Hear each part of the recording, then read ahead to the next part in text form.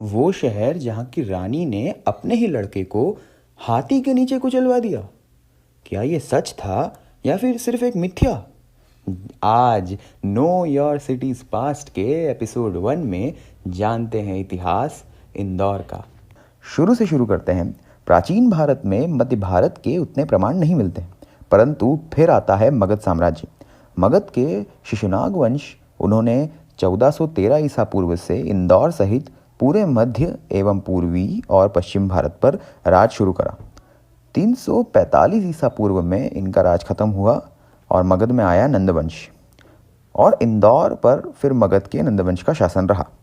322 ईसा पूर्व में चंद्रगुप्त की क्रांति से मौर्य वंश का उद्गम हुआ, परंतु कुछ समय तक इंदौर और मध्य भारत पर कोई साम्राज्य नहीं रहा। और फिर 311 ईसा पूर्व में मौर्य वंश का शासन शुरू हुआ। चंद्रगुप्त, उनके बाद बिंदुसार और उनके बाद अशोक ने इंदौर सहित पूरे भारत पर राज करा। यहाँ तक कि अशोक राजा बनने से पहले अवंतिका, जिसे आज उज्जैन कहा जाता है, वहाँ के गवर्नर रह चुके थे। तो अशोक के लिए मालवा एक बहुत महत्वपूर्ण स्थान था। अशोक के बाद सभी मौर्य राजाओं का इंदौर पर आधिपत्य रहा। मौर्य वंश खत्म होने के बाद 185 ईसा पूर्व से शुंग वंश के अधीन आया। इसके बाद 70 ईसा पूर्व से काफ़ी लंबे समय तक सतवाहना साम्राज्य ने इंदौर पर राज करा। सतवाहना साम्राज्य के राज में यहाँ इंदौर इसलिए महत्वपूर्ण हो जाता है क्योंकि इस समय उत्तर पश्चिम में साका और उत्तर पूर्व में कण्व साम्राज्य था, और दक्षिण और मध्य में सतवाहना, और इंदौर सतवाहना और साका की सीमा पर था। और 241 ईस्वी में साका वंश ने इंदौर पर कब्जा कर लिया। करीबन 100 सालों तक यह राज रहा। वाकाटका साम्राज्य के रुद्र प्रथम ने दक्षिण से अपनी सीमाएं इंदौर तक खींचनी चाही। 376 ईस्वी में और फिर 400 ईस्वी में ये चंद्रगुप्त द्वितीय के चलते गुप्त साम्राज्य के अधीन आ गया, और यहीं से इंदौर के सबसे पहले अवशेष मिलते हैं एक गुप्त काल की कॉपर प्लेट पर, जिस पर इसे इंद्रपुर कहा गया है। इसे इसके सूर्य मंदिर के लिए जाना जाता था, और 465 ईस्वी में गुप्त सम्राट स्कंदगुप्त ने अचलवर्मन और भृकुंट सिम्हा से वहाँ के सूर्य मंदिर की देखरेख करवाई। इंदौर पहले सतवाहना और साका की सीमा पर था और अब वाकाटका और गुप्त साम्राज्य की दक्षिणी सीमा पर दिखता है। ये काफ़ी समय तक मैत्रक और वाकाटका साम्राज्य में बटा रहा। 557 ईस्वी में मैत्रक वंश ने इसे पूरी तरीके से अपने आधिपत्य में ले लिया। फिर 560 ईस्वी में एक नया साम्राज्य इस पर और मध्य भारत पर आया, जो था कालचूरी साम्राज्य, जो 611 ईस्वी तक इंदौर पर रहा। फिर ये वापस मैत्रक में चला गया और करीबन 150 साल तक मैत्रक वंश में रहा, और 790 ईस्वी में ये प्रतिहार वंश के अधीन आ गया, और अभी भी इंदौर सीमा पर ही है, प्रतिहार और राष्ट्रकूट साम्राज्य की सीमा पर। 1914 ईस्वी में उदयपुर से लगाकर सुमेरपुर तक और उज्जैन भोपाल से दक्षिण में इंदौर तक मालवा का परमार वंश आया, जो उत्तर में पहले तो उदयपुर प्रतिहार वंश से सीमा लगाता था और दक्षिण में इंदौर राष्ट्रकूट वंश से सीमा लगाता था, और कुछ समय बाद ये उत्तर में गजनवी सल्तनत से सीमा लगाने लगा, और फिर घुरी सल्तनत और आगे जाकर दिल्ली सल्तनत से। और इंदौर सीमा पर था दक्खन के यादव वंश से। फिर 1305 से शुरू हुआ इस्लामिक सिलसिला। अलाउद्दीन खिलजी ने मालवा और इंदौर पर कब्जा कर लिया, और कुछ साल इंदौर दक्खन के यादव और खिलजी सल्तनत की दक्षिणी सीमा पर रहा। 1398 में यह मेवाड़ के अधीन आ गया। इंदौर दक्षिण में खानदेश, पूर्व में मालवा, उत्तर में सैयद और पश्चिम में गुजरात सल्तनत से घिरा हुआ था।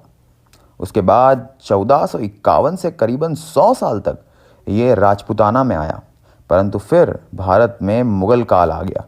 बादशाह अकबर के मालवा के सैन्य अभियान में उन्होंने 1562 में इंदौर राजपूतों से ले लिया।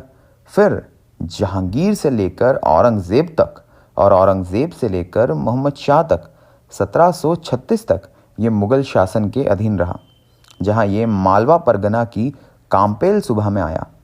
इसे मांडव और उज्जैन सरकार में बांट दिया गया था, और फिर मराठा साम्राज्य का आधिपत्य बढ़ने लगा और मराठा ने यहाँ आक्रमण करा। और चौथ मांगी। यहाँ का मुगल आमील उज्जैन भाग गया, परंतु यहाँ के जमींदार नंदलाल मंडलोई ने 25,000 का चौथ दिया। जय सिंह द्वितीय मुगल गवर्नर जो काम्पेल के थे, वो माला पहुँचे और 1715 में मराठाओं को हरा दिया। मराठा 1716 में फिर आए।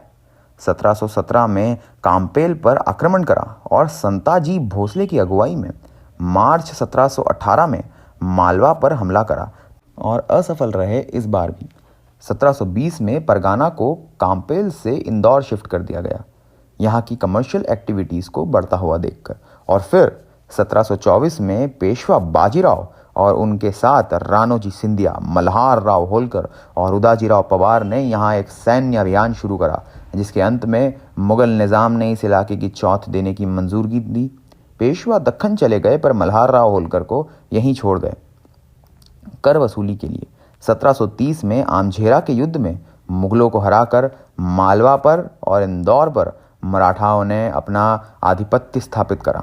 3 अक्टूबर 1730 को मल्हार राव को यहाँ का मराठा चीफ घोषित कर दिया गया और उसके बाद 28 और एक आधी परगना को मिलाकर इसे मल्हार राव को सौंप दिया गया और उनके काल में ही इन्होंने इसे वापस काम्पेल शिफ्ट करा, जिसको उनकी बहू अहिल्याबाई ने वापस इंदौर करा 1766 में।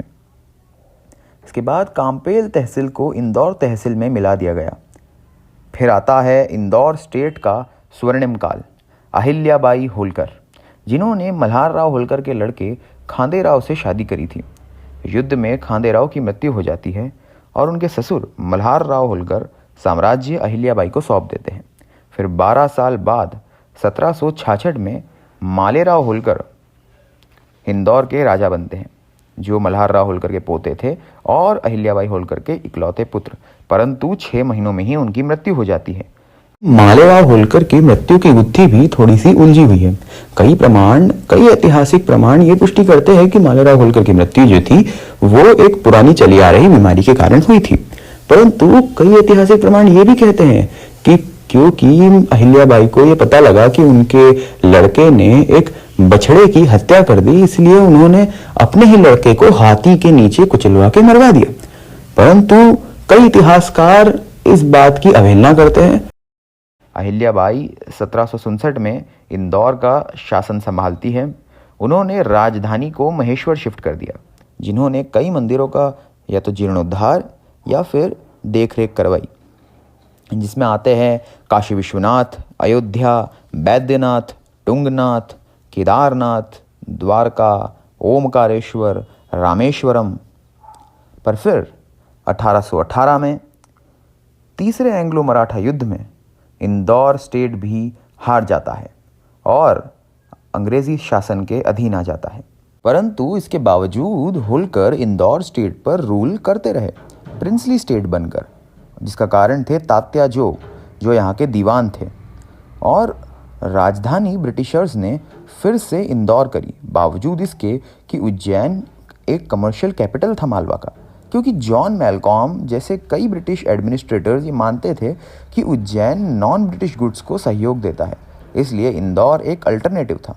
1906 में इलेक्ट्रिक सप्लाई शुरू हुआ इंदौर शहर में। 1909 में यहाँ फायर ब्रिगेड आई और 1918 में यहाँ का पहला सिटी मास्टर प्लान आया आर्किटेक्ट पैट्रिक गेडेस के द्वारा। यशवंतराव होलकर तृतीय इंदौर होलकर स्टेट के आखिरी महाराजा रहे।